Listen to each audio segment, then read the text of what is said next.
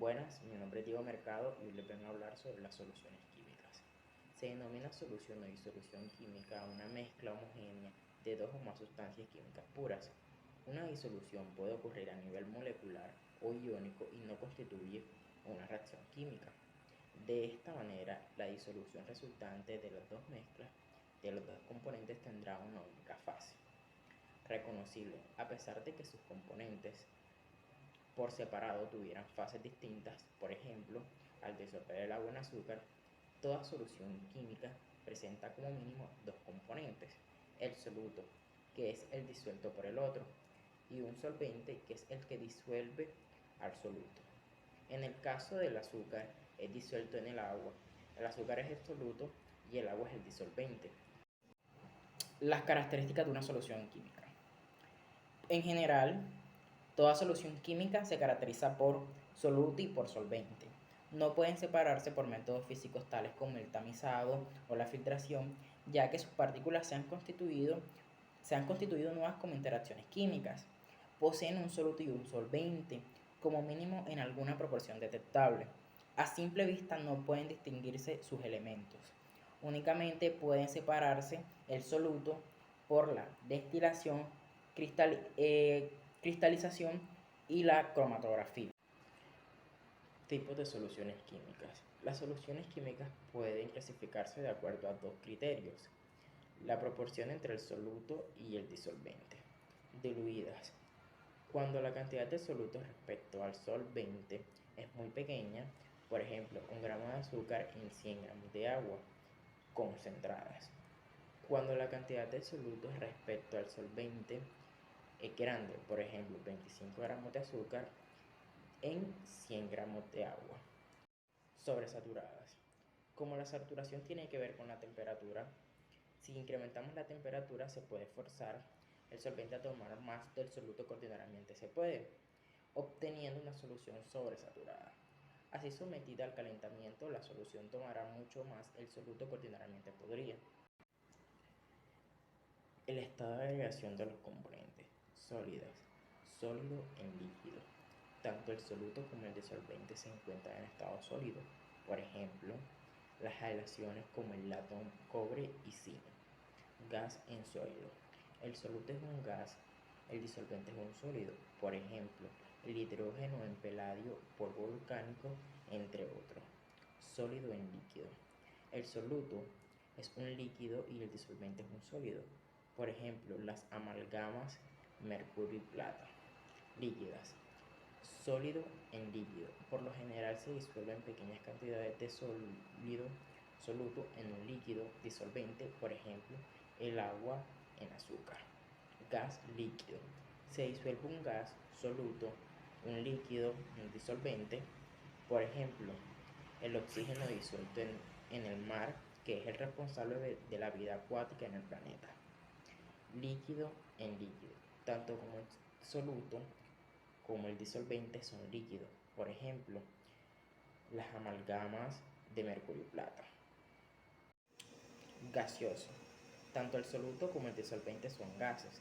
En muchas ocasiones estas soluciones asumen como mezclas debidas a las débiles interacciones entre las partículas de los gases. Por ejemplo, oxígeno en el aire. Gas en sólido. El soluto es el gas y el disolvente es el sólido. Por ejemplo, el polvo disuelto en el aire. Líquido en gas. El soluto es un líquido y el disolvente es un gas. Por ejemplo, el vapor de agua en el aire. Unidades químicas. Aquellas que se expresan del sistema de unidades químicas. Por ejemplo, molaridad. Se expresa número de moles del soluto de 1 litro de solución o 1 kilogramo de solución. Se calcula de la siguiente manera, donde N, entre paréntesis X, es la cantidad de moles del componente y X y B, disolución, es el volumen de la disolución. La molaridad se expresa en moles sobre la disolución.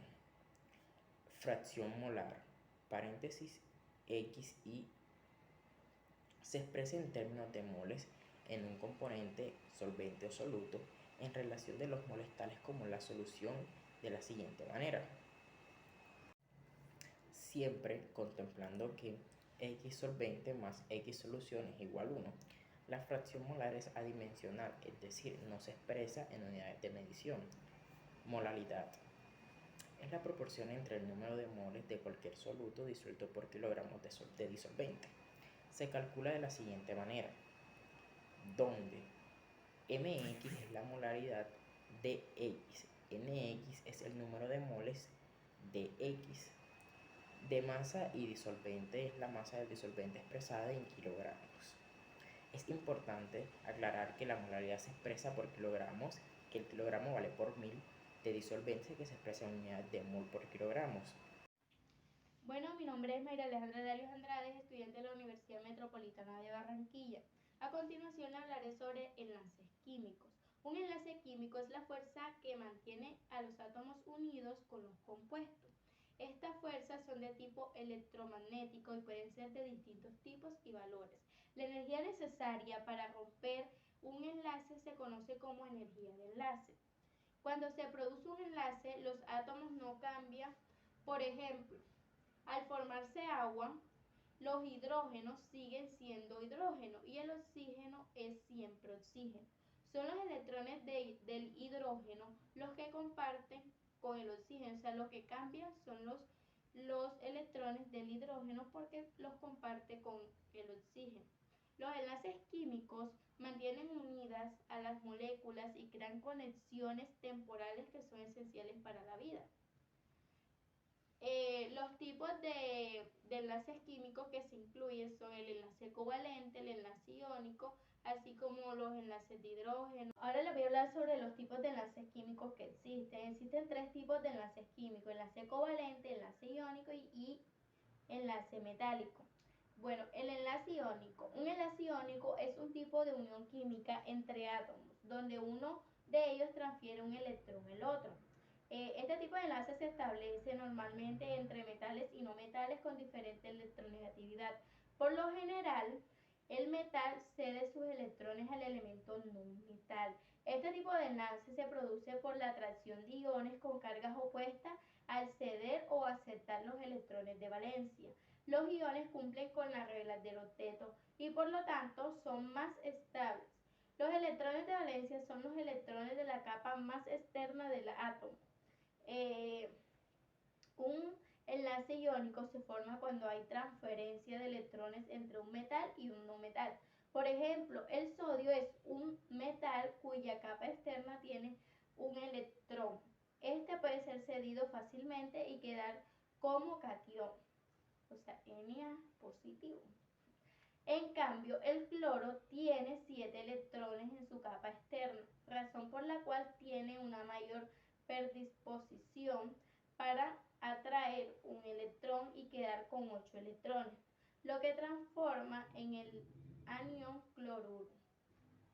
Si se junta en solución acuosa el sodio y el cloro, sus cargas opuestas se atraen por fuerzas electrostáticas.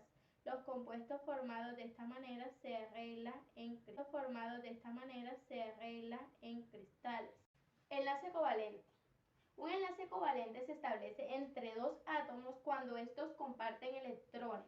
Los electrones no se encuentran fijos, se mueven entre dos átomos dependiendo de la electronegatividad de cada átomo. Esto es de la atracción por electrones que tienen los átomos. Enlace covalente polar. Cuando sustancias con diferente capacidad para atraer electrones forman un enlace covalente, se dice que son polares.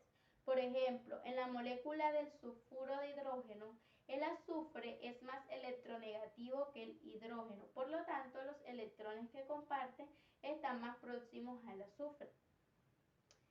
Otro ejemplo sería que cuando se encuentra un enlace entre el carbono y el flúor, ambos comparten electrones, pero debido a que el flúor atrae con más fuerzas los electrones, estos crean un dipolo eléctrico en el cual es más negativo el lado del flúor y más positivo el lado del carbono.